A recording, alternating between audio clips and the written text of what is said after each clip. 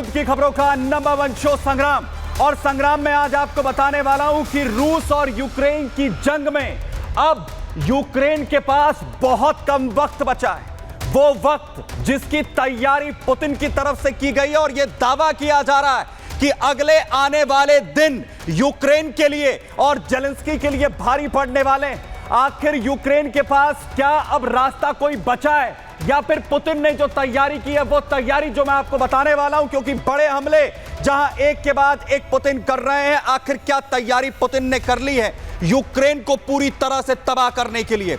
वहीं दूसरी तरफ यमन के हुती विद्रोही एक के बाद एक बड़े हमले कर रहे हैं और आखिर कैसे नेतन्याहू ने अपना गुस्सा जाहिर करते हुए कमर कस ली है और साफ तौर पर बड़ा ऐलान कर दिया है कि इजराइल अब लंबे युद्ध के लिए हुती विद्रोहियों के लिए पूरी तरह से तैयार हो चुका है। तो क्या अब हुती विद्रोहियों को मिटा देगा इजराइल? बताऊंगा आपको संग्राम में। शुरुआत कर रहा हूं संग्राम की।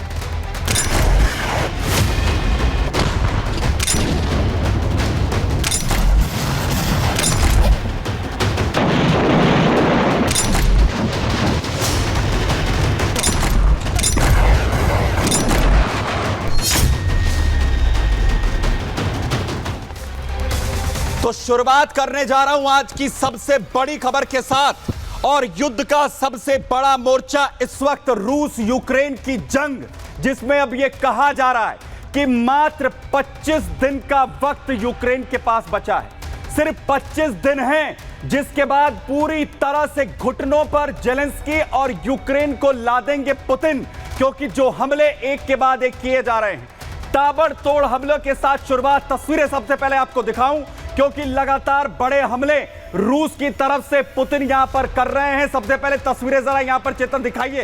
ये सबसे बड़े हमले जो एक के बाद एक यूक्रेन के अलग अलग जगहों पर पावर ग्रिड्स को, पावर स्टेशंस को टारगेट करते हुए किए गए।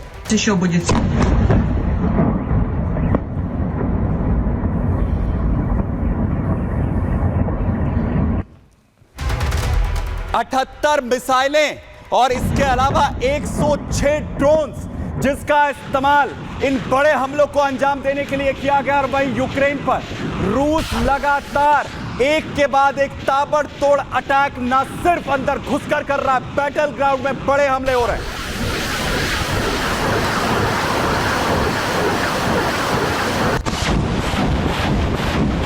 तो एक तरफ जहां पावर ग्रिड्स पर बड़े हमले ड्रोन्स के जरिए अंजाम दिए गए, जहां पूरी तरह से ब्लैकआउट की सिचुएशंस क्रिएट कर दी गई है यूक्रेन में रूस की तरफ से। दूसरी तरफ बैटल ग्राउंड, जिसमें लगातार यूक्रेन पर बड़े हमले किए जा रहे हैं और चारों तरफ सिर्फ यूक्रेन के पास तबाही की तस्वीर देखने को मिल रही है। और क्या अगले 25 दिन भारी पड़ने वाले हैं? वहीं पुतिन आखिर कैसे यहां पर दहलाते हुए नजर आ रहे हैं, आपको बताता हूं। दरअसल रूस ने हमले में यूक्रेन के कई शहरों को निशाना बनाया है। रूस ने 78 मिसाइलों और 106 ड्रोन्स का इस्तेमाल किया इन बड़े हमलों को अंजाम देने के लिए। हमले में यूक्रेनी शख्स की मौत हुई है, जबकि 21 लोग घायल बताए जा रहे हैं।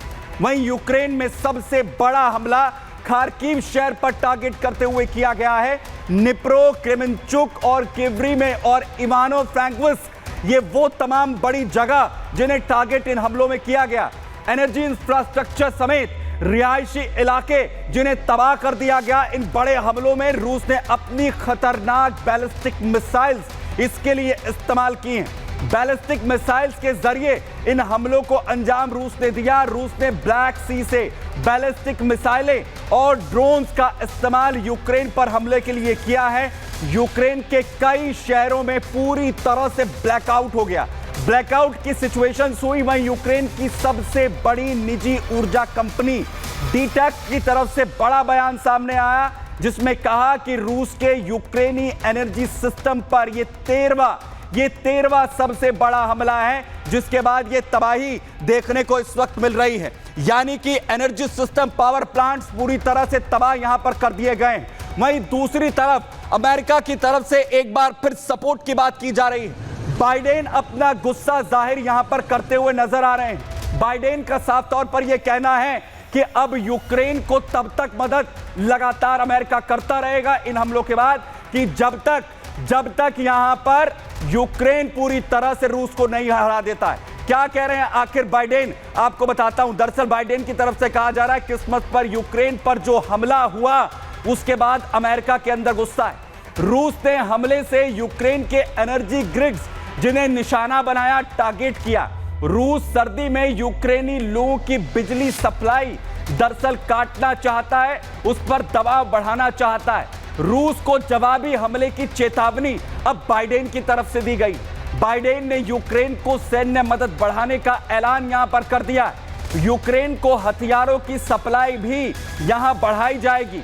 यूक्रेन को जल्द ही मिसाइलों की नई खेप देने की बात बाइडेन करते हुए दिख रहे हैं। यूक्रेनी लोगों को शांति से जीने का हक है, ये कहा बाइडेन ने, और साथ ही साथ वो मैसेज दे रहे हैं कि यूक्रेन की पूरी तरह से मदद यहां पर होगी। यानी बाइडेन कह रहे हैं कि हम यूक्रेन का तब तक समर्थन यहां पर करते रहेंगे जब तक कि इस जंग में यूक्रेन की जीत नहीं हो जाती है, जब तक यूक्रेन रूस के खिलाफ जीत हासिल यहां पर नहीं कर लेता है। वहीं दूसरी तरफ जहां बाइडेन पूरी तरह से समर्थन की बात कर रहे हैं, वहीं पुतिन लगातार गुस्से में। और बड़ी अपडेट आपको यहां पर दूं, जहां पर पुतिन ने पूरी तैयारी यहां पर की है कि आखिर कैसे यूक्रेन को खुट्टे पर लाना है। पूर्वी यूक्रेन पर कब्जे की तैयारी इस वक्त यहां पर की गई है। पुतिन लगातार आगे की रणनीति तैयार कर रहे हैं और जल्द से जल्द अगले 25 दिन का जो रोड मैप है उसमें पूर्वी यूक्रेन पर कब्जे की तैयारी है पुतिन की। डोनेट्स्क पर जल्द ही कब्जा चाहते हैं पुतिन। पूरा रोड मैप, पूरी रणनीति पुतिन ने तैयार की है और उसके साथ ही निप्रो के लिए भी जो सैनिकों की टुकड़ी है वो रवाना यहां पर कर दी गई है। यानी पूरी स्ट्रैटेजी पुतिन ने तैयार की है कि आखिर कैसे अगले आने वाले दिनों के अंदर निप्रो सभी तमाम शहर जो हैं यूक्रेन के, पूर्वी यूक्रेन समेत कब्जा करने। क्या रणनीति है? दरअसल ट्रंप के आने से पहले एक मजबूत स्थिति के अंदर पुतिन रूस को लेकर आना चाहते हैं कि अगर बातचीत की टेबल पर भी आना पड़ा तो पुतिन का पलड़ा, रूस का जो पलड़ा है वो भारी रहे। पुतिन का 75% डोनेट्स्क पर भी कब्जे का पूरी तरह से प्लान है। यूक्रेन के निप्रो शहर को जीतने की पूरी कोशिश अब पुतिन की तरफ से की जा रही है।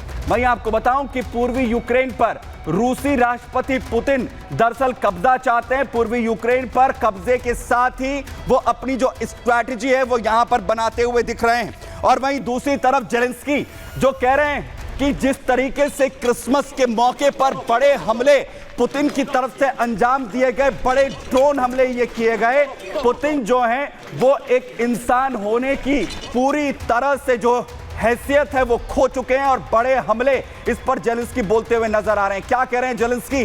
जेलेंस्की कह रहे हैं क्रिसमस पर जो अटैक हुआ, क्रिसमस के दिन यूक्रेन पर यह हमला पूरी तरह से अमानवीय है। अमानवीय इस हमले को कहते हैं जेलेंस्की। वो कहते हैं कि यूक्रेनी राष्ट्रपति जेलेंस्की पुतिन इंसान ही नहीं, पुतिन इंसान होने का ओहदा खो चुके हैं।